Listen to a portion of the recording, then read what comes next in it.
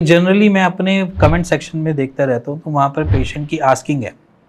Patient ये पूछता है कि वेरिकोसील 3 महीने में या 6 महीने में या 8 महीने में कैसे ठीक होता है, या उनके अंदर डाउट है कि इतना टाइम पीरियड कैसे लगता है और क्यों लगता है। तो मैं डॉक्टर हिमांशु धवन आज आपको सिंपली ये समझाऊंगा कि वेरिकोसील क्यों टाइम लेता है ठीक होने में, और दूसरा क्यों इसलिए जल्दी ठीक हो जाते हैं पेशेंट, उसके बारे में भी आज रिस्पॉन्ड करूंगा। तो सबसे पहले समझो कि वेरिकोसील होता क्या है।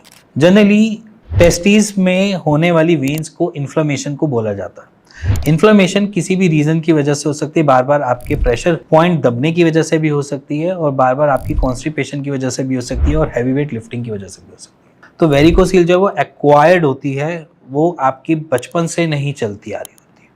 तो ना ये जेनेटिक डिसऑर्डर है, ना कोई आपकी डिफॉर्मिटी है बचपन से होती हुई बन रही हो।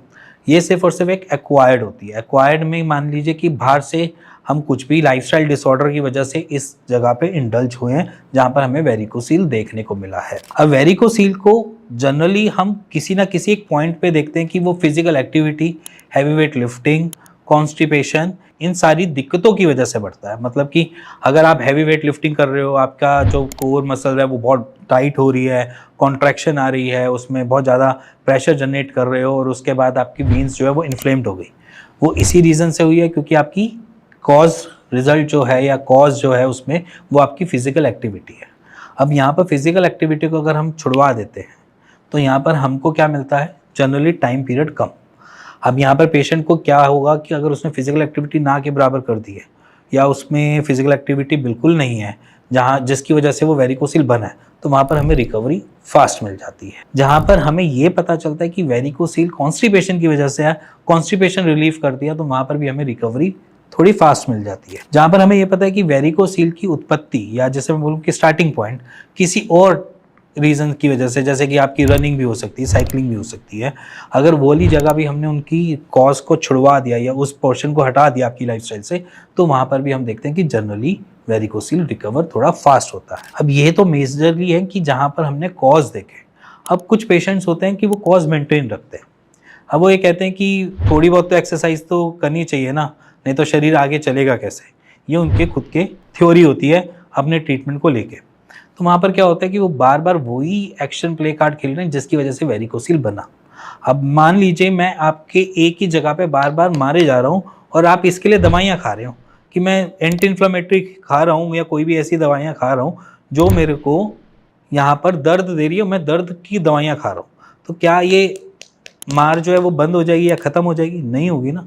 सेम एज इट इज आप अपनी बॉडी के साथ कर रहे हो। मान लीजिए कि अगर आप फिजिकली एक्टिव हो, आप रनिंग भी जा रहे हो, साइकिलिंग भी कर रहे हो, अपने उस कॉज को नहीं छोड़ रहे हो जिसकी वजह से आपको वेरिकोसील बना है, तो आपकी जो ट्रीटमेंट है वो हमेशा लंबा ही चलता रहेगा। अब जैसे कुछ पेशेंट्स को हम मना करते हैं कि आप स्कूटी मत चलाओ, अब वो स्कूटी चलाते हैं, या हम पेशेंट्स को बोल देते हैं कि आप बाइक मत रन करो, बाइक पे मत जाया करो, क्योंकि बाइक में आपको दिक्कतें होती हैं, क्योंकि बाइक में भी टेस्टिकल्स हमारे हैंगिंग मोड पे होते हैं और वो बार बार हिट कर रही होती है आपकी सीट के साथ और या किसी आपकी टंकी के साथ, तो वहाँ पर हम कॉम्प्लिकेशंस बढ़ते हुए देखते हैं रादर देन हम वहाँ पर नॉर्मल देखते हैं।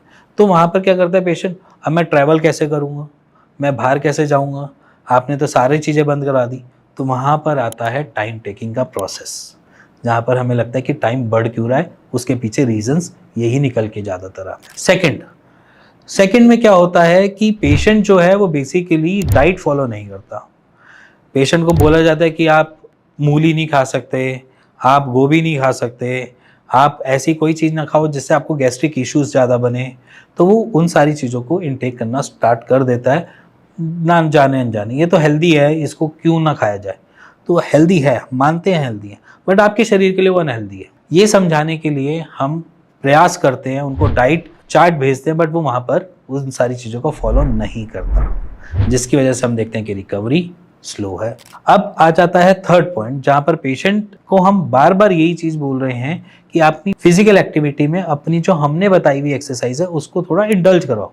वो एक्सरसाइज करता ही नहीं है। हमें सीधा एक ही आंसर मिलता है, वो ये कि हम दवाइयाँ खा तो रहे हैं, दवाइयों से प्रॉब्लम सॉल्व हो तो रही है, दर्द खत्म तो हो गया है, पहले से वेन्स कम तो दिख रही हैं, बट वो टाइम टेकिंग बन रहा है। तो यहाँ पर हम ये कहते हैं कि एक्सरसाइज जो है वो बेसिकली आपकी टेस्टिस को प्रिजर्व रखने के लिए भी है। अगर मैं टेस्टिस की तरफ टूवर्ड्स ब्लड की स्ट्रीम जो है वो अच्छी भेज पाऊंगा तो वो न्यूट्रिशन भी अच्छे गैदर कर पाएगा। अगर मैं न्यूट्रिशंस नहीं दे पा रहा तो वो आपको इनफर्टिलिटी कॉज करता है, इन फ्यूचर में जाकर एट्रोफी क्रिएट करता है, बहुत सारी दिक्कतों को अपने सामने लेकर आता है। एक्सरसाइज इसलिए इंपॉर्टेंट है कि वहाँ पर ब्लड ढंग से पहुँच पाए, टेस्टिस अपनी फंक्शनिंग के लिए जितने न्यूट्रिशन चाहिए वो नहीं ले पाए और उसके बाद वो आपको रिवर्ट बैक कर पाए। बट वहाँ पर एक्सरसाइज पेशेंट करता ही नहीं है कि एक्सरसाइज की क्या ज़रूरत है, सही तो है।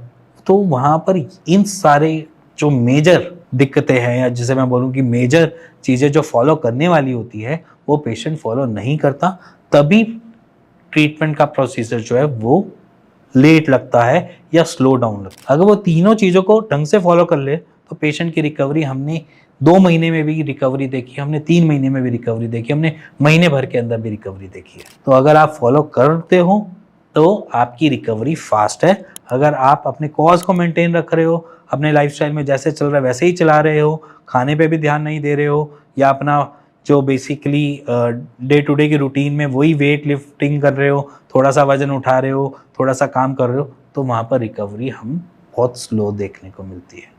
इसीलिए उन पेशेंट्स को टाइम लगता है और उन पेशेंट्स को टाइम कम लगता है जिन्होंने हर चीज़ को फॉलो किया हुआ। जैसे मान लीजिए आपके शरीर को बुखार है, तो बुखार के टाइम में आप काम करना पसंद करोगे या फिर आप रेस्ट करना पसंद करोगे? उसका कमेंट पे आप आंसर डाल देना यस या नो, और जो मेरी रिकमेंडेशन रहेगी उस टाइम आपका रेस्ट जरूरी है।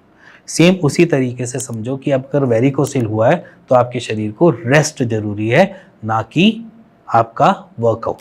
तो सिंपल ये तरीका है। तो अगर आप अपनी डॉक्टर्स को ढंग से फॉलो कर लोगे वहाँ पर आपको रिकवरी अच्छी मिल जाएगी। अगर आप फॉलो नहीं कर पा रहे हो तो ट्रीटमेंट आपका स्लो डाउन जाएगा ही जाएगा। इसी के साथ अगर आपको ये वीडियो अच्छी लगी हो, पसंद आई हो तो प्लीज़ लाइक शेयर कर दीजिएगा। इसी के साथ मिलेंगे नेक्स्ट वीडियो, तब तक नमस्कार।